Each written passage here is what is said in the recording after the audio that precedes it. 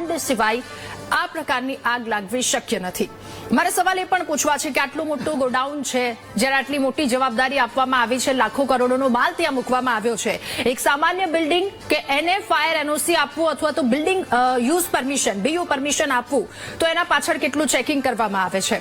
સવાલ એ પણ કરવો છે કે આટલી મોટી ગોડાઉનમાં જ્યારે આટલા મોટા માત્રામાં જથ્થો પડ્યો હોય તો શું પૂર્વ ચેકિંગ નથી કરવામાં આવતું કે આ માલ કોને આપીએ છે?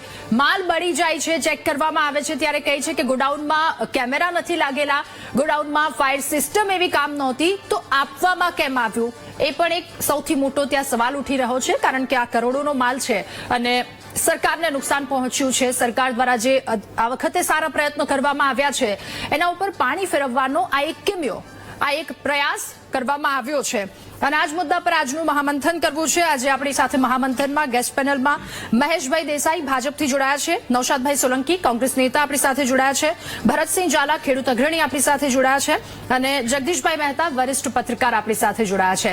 આપ સૌનું સ્વાગત છે મહામંથનના આ કાર્યક્રમમાં। શરૂઆત મારે ભરતભાઈ આપનાથી કરવી છે કે આગ લાગવાની આ ઘટના ફરી એકવાર આ બંધ થયેલો સિલસિલો શરૂ થયો છે, આપનું શું માનવું? પ્રથમ પ્રતિક્રિયા।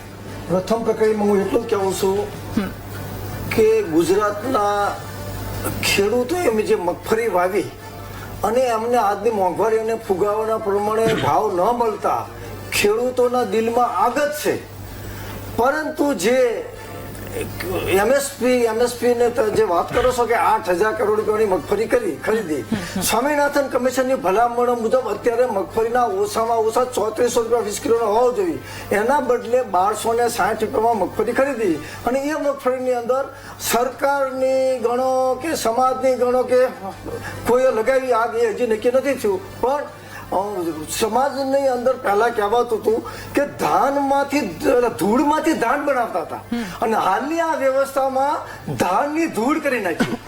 જુનાગઢથી માંડીને અત્યાર સુધીની અંદર ઢેફાથી માંડીને આવા ડિબેટ લગભગ કેટલાય ડિબેટ અમે કર્યા, હજી સુધી મને એક પણ આંકડો સરકાર બતાવે કે જુનાગઢના ઢેફાથી માંડીને આજથી સુધીની કયા વ્યક્તિને કેટલી સજા થઈ અને શું બહાર આવ્યું।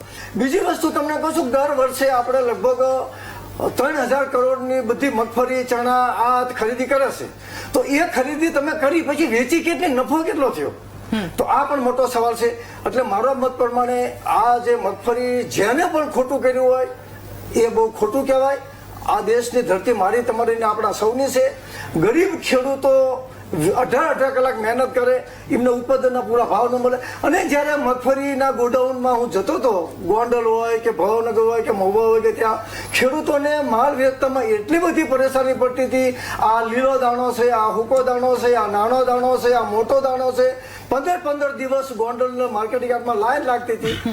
એ મગફળી ખરીદી કરી પણ 3% મગફળીની ખરીદી થઈ નથી। સ્વામિનાથનને આપણે એવોર્ડ આપ્યો ભારત રત્ન કે સ્વામિનાથન કમિશનની ભલામણમાં ગામડે ટકાઉ મજબૂત ગોડાઉનની રચના કરેલી છે। ફૂડ સિક્યુરિટી કાયદાની અંદર અનાજ સડી ન જાય, રેલવેના દબાવમાં જે ગોડાઉનમાં આ જ પરિસ્થિતિ છે, ડાંગરના ગોડાઉનમાં આ જ પરિસ્થિતિ છે। એટલે મારું કહેવાનું મતલબ હાલની વ્યવસ્થામાં જે ધૂળમાંથી ધાન ખેડૂતો પેદા કરે છે અને આ વ્યવસ્થા ધાનનું ધૂળ કરી નાખે છે। મારા ને તમારા ટેક્સના પૈસાનો બેફામ દુરુપયોગ થાય છે અને કોઈ સાંભળવા નથી, ધક્કા ખાતા લાતો ખાતા તોય થતા નહીં કામ। આ ધરતીનો પાલનહાર જાય તો જાય ક્યાં? બિલકુલ, એટલે આ તાતની વાત છે। જગદીશભાઈ, હવે આપની પાસેથી મારે પ્રથમ પ્રતિક્રિયા મેળવવી છે અને સમજવું એ પણ છે કે જો એક સામાન્ય બિલ્ડિંગને ફાયર એનઓસી મળવામાં કેટલી બધી મુશ્કેલી થતી હોય છે અથવા તો બધી વસ્તુ હોય ત્યારબાદ એને ફાયર એનઓસી મળે, અહીંયા એવું કહેવામાં આવ્યું કે કેમેરા નથી, ફાયર એનઓસી નહોતી, હવે માણસો નહીં, ટેકનોલોજી નહીં, ગોડાઉન નોંધારા મૂકી દેવામાં આવ્યા।